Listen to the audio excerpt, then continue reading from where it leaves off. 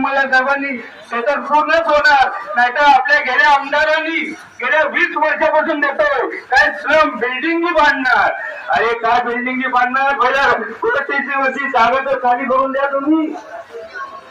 माझ्या ताईंना विश्वास देतो, तर घालवणार हे भाऊ तुमचा, आणि पाणी देणार तुम्हाला, नवीन पूर्ण विकास देणार, नशा मुक्ती देणार. एक संधी द्या, 2 संधी 3 दिली त्यांना.